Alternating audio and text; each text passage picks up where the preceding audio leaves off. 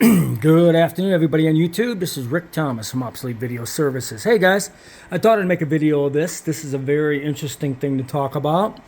Anyways, I am working on a customer job from Hawaii, and anyways, we are working on some Betamax tapes, and he was using a recorder that had a color variant to it, where the color signal wasn't quite locking in.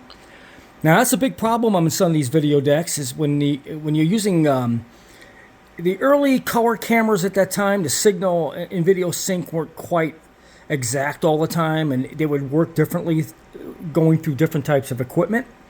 So I was looking at the video thinking to myself, hey, these videotapes are in black and white and they shouldn't be if they're Betamax. But anyways, we corrected the color on these tapes.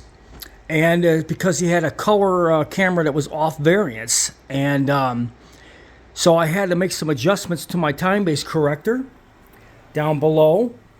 And on this particular time-based corrector, if you're trying to find color signal and it's not quite there, or chroma signal as you're saying, you can make some adjustments on the card to lock it in, which is I suspected was the issue. So I made some adjustments on my time-based corrector to lock in the color signal on this.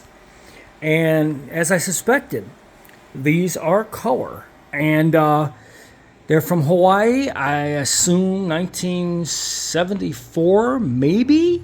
Ballpark? Not too sure what the year is on these.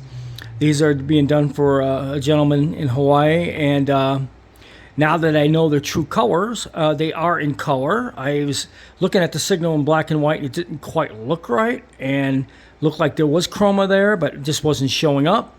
So we're able to make some adjustments to my time-based corrector, which is a television studio one that allows you to do that.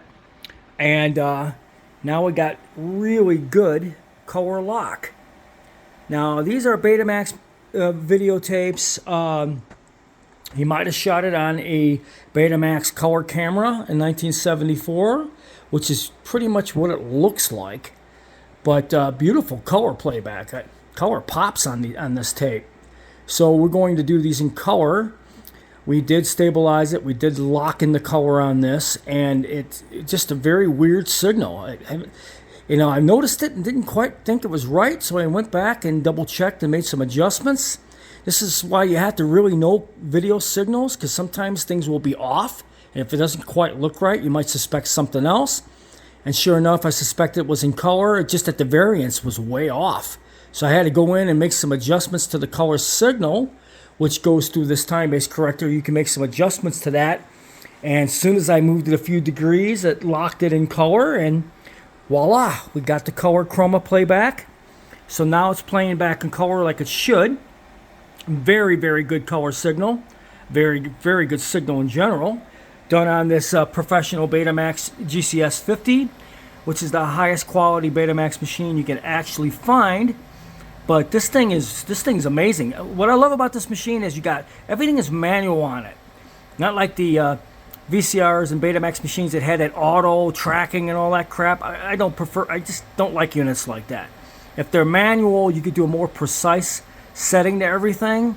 And this is a very, very good machine.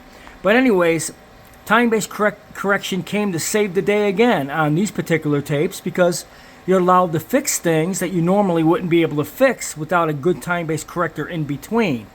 But this particular time-based corrector came out of a TV station and has many adjustments on it. And if you know how to set adjustments, and you're an engineer and you've done this before, you'll be able to figure it out. But an average person, it would take you a little bit to figure out the problem, but since I've done this millions of times, I suspected that's what the problem was. I made a color shift in the variance and the color chroma, and sure enough, it locked in the color. He had probably a Betamax color camera that was just off variance, and when you play it through some systems, you just can't lock it in. But we're able to lock it in my system here, and now that we know there is chroma, it is in color. It looks really good for a Beta 1. The color pops on this tape, and this is a Hawaiian tape from Hawaii. It looks like it's 1974, if I had to guess. But the color just pops on this tape. So again, we were able to solve the problem. Sometimes, like I said, I get stuff that videotapes that have a lot of problems for the general individual. You might not be able to figure it out. But since I've been doing this for a very long time, I kind of know what to look for. And the signal just quite wasn't locking in. And I pretty well suspected the color variance was off.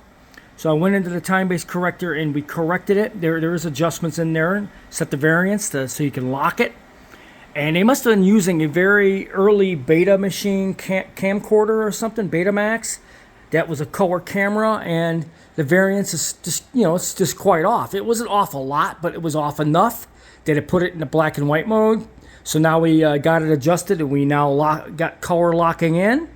So we'll be able to do these all in color. Apparently they are color.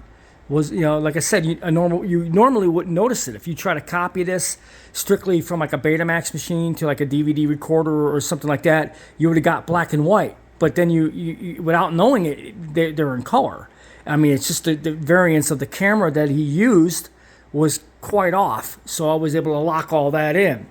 But like I said, I thought you guys would find this very interesting. You got Betamax tapes that the color variance was off. I had to go in and make an adjustment to my time-based correction to bring the color chroma back, which we did, and we locked that in. Now we got beautiful color playback on this Betamax tape. It looks like it's 1974. Not too sure, but it's looking really good. Hope you enjoyed this video.